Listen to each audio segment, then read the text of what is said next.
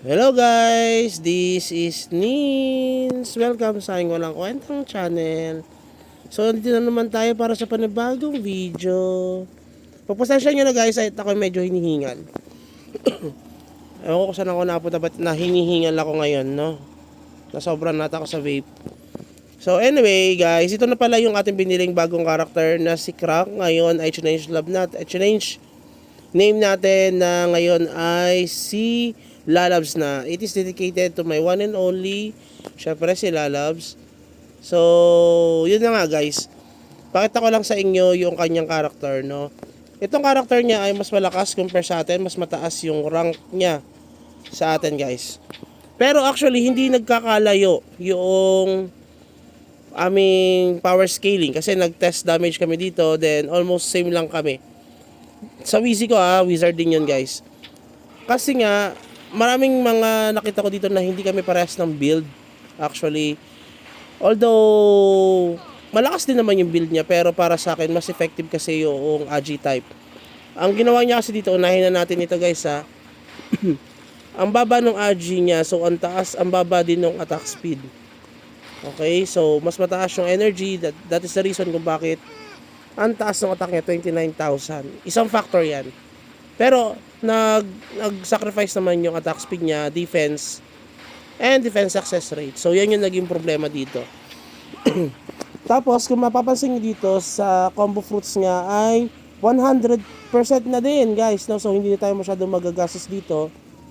Ang patatasin na lang natin is yung super combo niya kasi 15% pa lang. Although mahirap naman talaga siyang pataasin. Tapos itong SD natin at saka yung Oracle ST. Okay, patatasin din natin yan. 800 over 800 na rin yung kanyang allotted extra points. So, okay na rin kahit paano. Medyo paras kami dito at medyo sulit na rin. Dito pala, medyo sulit na yung bilhin natin. Para sa akin Kaso, ang problema dito guys ay ito. Yan. Medyo mababa yung kanyang class talent dahil ako ay 70 plus na yung class talent ko. So, hahabulin ko yung almost 12 or 18 na class talents dito para mapataas natin. And also, yun lang din ang difference namin kasi pinataas niya itong minimum weapon. So, nag-sacrifice dito is yung combo damage naman. Tapos itong Aurora upgrade, which is isa sa mga importante na dapat yung pataasin kapag kayo ay wizard. Kasi malaking factor ito, yung Aurora at saka itong combo damage. So, yung minimum attack, susunod nyo na gamitin yan. Saka nyo na pataasin pagka medyo mataas na ang level ng class talent niya. Pero para sa akin, hindi ko siya masyadong kinoconsider. Even na ako ay nasa 72 na tayo, na 73 class talent, hindi ko na siya pinapataas. Tapos ito pa, ang baba rin yung kanyang skill talent, no? Siya ay 32 lang, ako 58 na ata yung skill talent ko. So may mga hindi siya na-unlock. Tapos, yun nga, mas pinataas siya itong meteorite. Para sa akin hindi dapat pinapataas agad. Wala masyadong factor ito sa PvP at saka sa pagpapalevel, sa PvE. Okay? And also doon sa pagpatay ng mga red boss. Dapat pinataas itong Pyroblast up. Yan. At saka ito. Okay? Pero, syempre, kung kayo ay Aurora type tulad ko guys, na mas madalas natin gamitin yung Aurora, mas pinataas natin itong tier 1, tier 2, and tier 3 ng ating Aurora.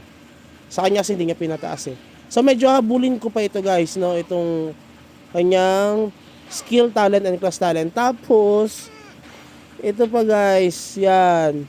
Kanyang general talent.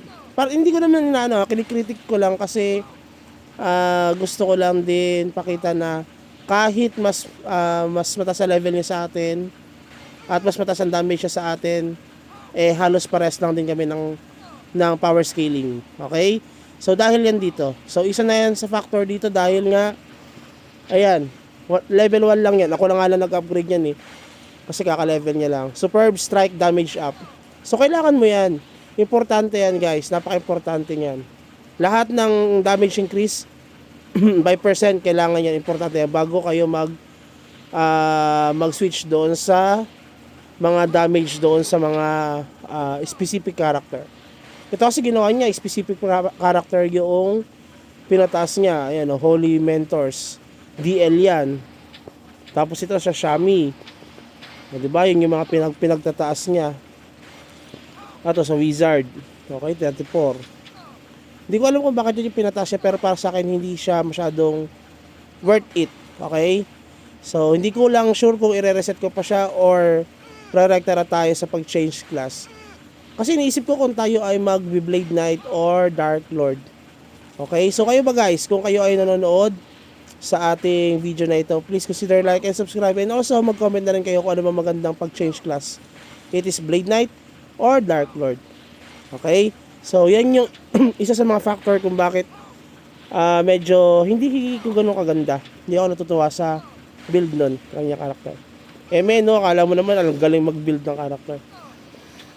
Anyway, syempre naman, at least kahit paano gusto ko kayo i-guide, no? Tapos dito, okay sa akin yung kanyang elements. However, ang problema kasi dito sa kanya ay walang attack element. More on defense.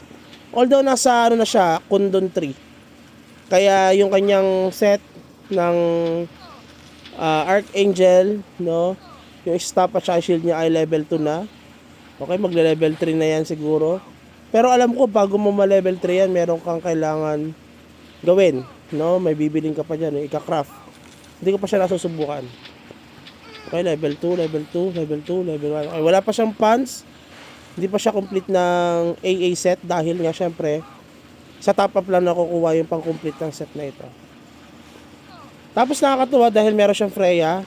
Ayan, meron siyang additional damage. Okay? So, isa yan sa mga kinagandahan nitong character niya. Tapos, may level 2 na rin yung helm, yung kanyang staff and shield, lahat sa kanya Freya. So, okay na rin yan kahit paano. Additional damage. Glory set, okay naman kahit paano. Level 5. And may mga levels na rin. Okay? So, kahit paano medyo okay naman na to sa worth 13,000 pesos. Ay medyo sulit na siya, no? Doon pala medyo sulit na ako. Tapos meron na rin siyang Kion Ring, no? Additional damage yan, 2%. Bonus damage ha, bonus damage. Kaya magandang fire flow rights dito dahil nga sabi ko sa previous video ko na sa damage increase yung additional doon sa ating fire flow rights. Okay, Cynthia, wala ako Cynthia, meron lang akong ganyan. Ang pangit pa rito, dapat mapalitan to. Yan. Okay, medyo meron na rin siyang kulang lang na lang ito set niya. Shining. Okay, shining ko. Okay, level 3 pa lang pala ito. Yan. Yan yung set niya, no? So, sa tingin nyo ba, okay ba ito? Goods? Sulit na ba, guys, yung sa karakter na ito sa pagbili ng 13,000? Pero para sa akin, sulit na kasi siya, no? Tapos, iyon. Ito pa, skill talent niya guys, nakalimutan ko, no? Na-unlock niya na yung kanyang mga artifacts. May 3 unlock artifacts na siya. Isa sa mga lamang ito sa akin dahil ako ay isa pa lang.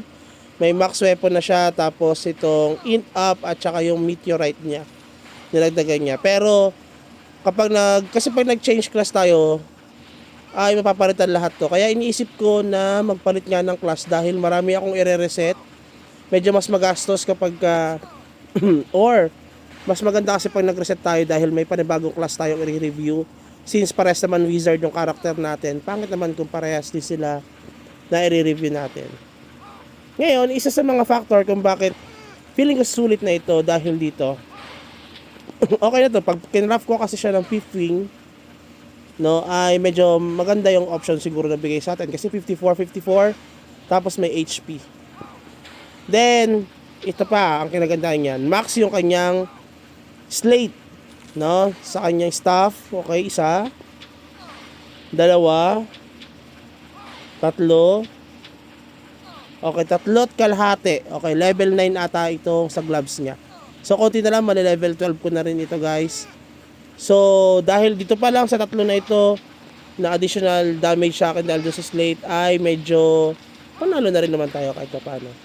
Yun nga lang, wala, mababa yung kanyang mga rings, yung option ng kanyang rings. Wala man lang critical damage, isa lang. Yan. Pero patatasin natin yan soon, guys. Tapos yung stop niya hindi complete option. Anyway, yung mga set naman ay madali naman makuha kung sakali. Tapos ang kinatuwa ko sa kanya dito ay yung fluoride siya pala hindi pala lahat level 12, no? Kaya medyo mababa pa yung ibang mga damages. Kasi pinag-combine ko na sila kaya may mga level 12 na, kaya level 10. Ito na pa level 12 ko na lahat to. Noong nakaraan kasi hindi siya level 12. Kaya naging 29,000 damage niya, guys. Okay, so ito ang isa sa mga kinagusto ko sa kanya dahil dito sa enhance amp niya, guys. Okay, mas pinapataas niya ito. Meron siyang 20,000 na amp. Hindi niya masyadong ginagamit. Wala kasi siya masyadong Jewel of Bless and Jewel of Soul, which is one of the requirements para mapataas natin itong ating mga enhance amp gem. Okay, so yan. Maganda rin yan pag pinataas, mataas din ang bigay na damage sa atin kahit paano, may additional yan. Tapos ito pa, may mga option na, may fourth option na to, may combo damage na rin. I don't know if it is tradable. Ayan, tradable siya. No, kahit paano. Tradable din ito, guys. May max attack pad ba? Tapos, basta yan, maganda yung mga option na bigay sa atin. Ito, may reduction. Maganda yung bigay nito, guys. So patataasin ko ito. Tradable yan. Okay, hindi ko napapakita lahat kasi medyo matagal. Baka mainip kayo, no? So, tingin nyo, sulit na ba ito, guys? O hindi. Tapos ito pa, level 15 na lahat itong kanyang runes. Sa akin kasi hindi pa level 15 yan. Kung mapapansin nyo, ang taas sa bigay ng attack damage 950, tapos sa kanya defense ay 455. Tapos di ba kita nyo ang dami niyang ganito, yan, ang dami niyang ganyan. Although naubos ko na yan, guys, kasi pinag-upgrade natin yan. Okay, dito, yan. Yan, additional 45 attack. May mga defense, attack pa rin. Okay, ito max level na 190 attack na additional sa atin. Okay, medyo mataas lang siya. Daily mo lang siya i-upgrade eh. No, medyo magastos pero sulit pa rin naman kahit paano. So yan, medyo goods ako dyan dahil nga hindi ko na kailangan i-upgrade. Medyo magastos din yan at matagal, di ba? At hindi ko na kailangan i-unlock. So, dahil doon, medyo okay na rin siya kahit paano. Tapos, ay, ano pa ba? Yung skill niya lang. Yung skill niya kasi medyo mataas na rin kahit paano dahil yung Pyroblast niya and Guardian Soul ay level 6 and level 7. Okay, goods yan, guys. Goods yan. Yun nga lang, syempre, ang ayaw ko lang dito ay yung Aqua.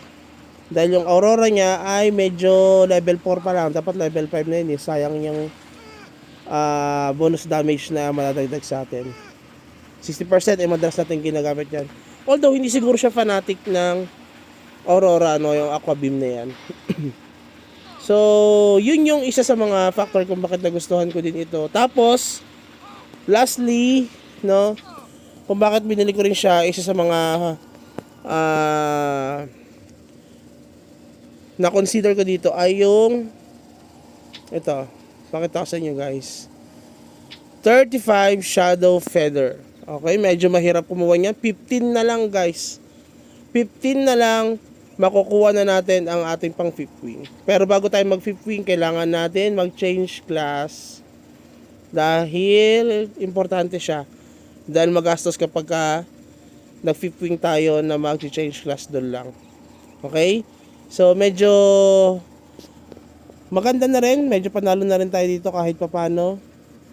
Hindi na rin tayo talo. Tapos may slate pa siya, oh. Slate shard na tradable. Okay? So, dahil dyan, ay tataas yung ating level ng damage. Okay? Dahil nga sa fluorides natin. As you can see, tayo ay rank 28. Ang gagawin muna natin ay magka-craft tayo ng fruits. Yan, fruits na lang. Fruits. Okay. Hallowed SD na lang. Dahil importante yan. Subukan lang natin. Oracle yan eh. Okay. Hallowed SD. Tirin! Okay. Gagamitin natin, guys. Tingnan natin kung ilang madadagdag. Nasaan na yan? Okay. Use 10. Saan ba yan? Yan yung 38, di ba? Uy! Ang baba. Ang hirap patasin. Di ba? 100% pa siya guys 100%. So anyway, 44% naman na. So konti na lang ito guys. Halos kalahati na lang. Yan ay mapapatasan natin. Okay? So yung isa kasi, yung SD Regen, susunod na natin yan patataasin. Medyo magastos lang. Uunahin ko muna yung combo. Dahil ililipat ko rin dito yung ating character. Yung ibang yung gamit ng character natin siguro yung mga tulad nung mga combo heart, ganyan, tsaka yung jewel creation, yan yung ita-transfer natin. Okay, so yun lang muna siguro. And update ko na lang kayo sa mga susunod na video natin dito sa character na ito. So have a good day, bye bye.